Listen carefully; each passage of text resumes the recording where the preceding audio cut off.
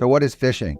Really, it's a combination of any or many online scams where criminals are trying to trick you into revealing personal information.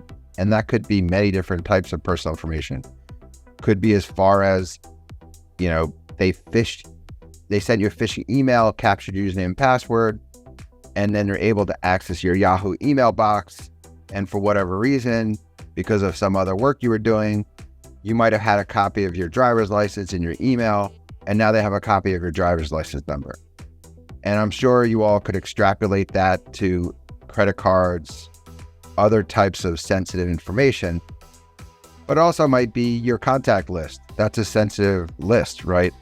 How you communicated with your friends, how you communicate with your business confidants, how you created and done work with other people.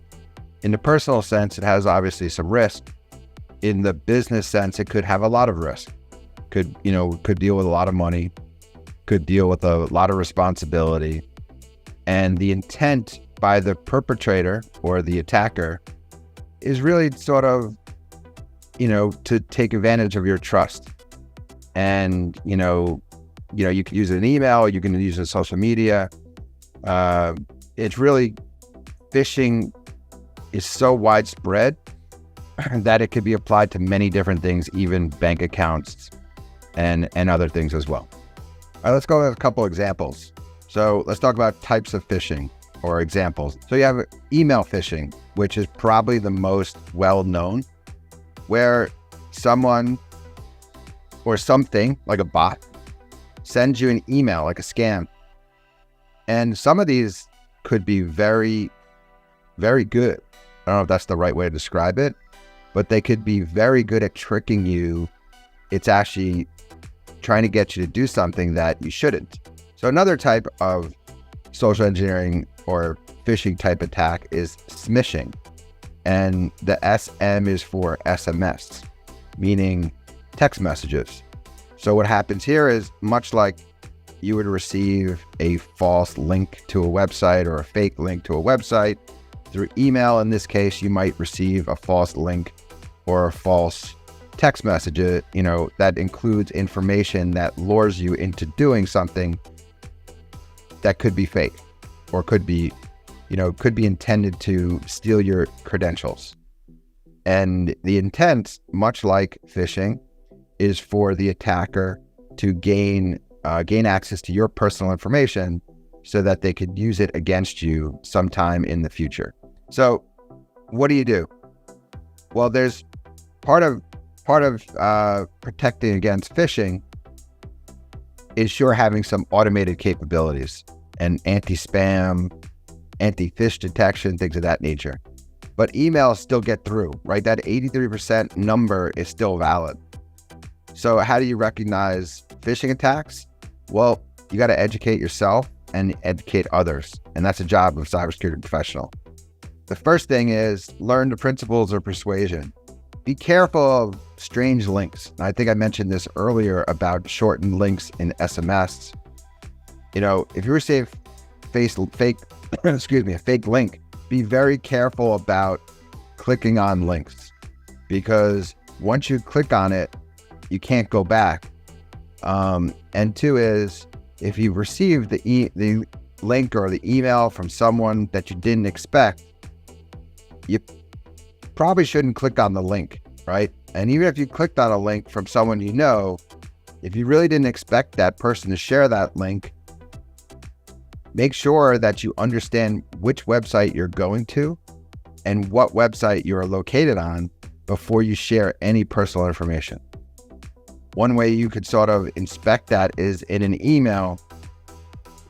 You can hover over the link and take a look at where that link is headed before you click on that link to make sure it's safe.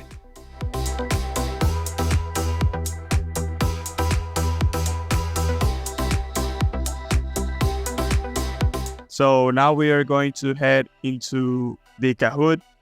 If you guys have heard about that in the past, it's a very, very fun way to enjoy a lesson that was given or a presentation like David did. So let's just get on it. Yeah, let's see you guys in here. We have a lot of people in this call, so I should see a lot of people playing with us today. All right, let's go. Just 5 questions, so we will take it easy on you today, and let's see how this goes.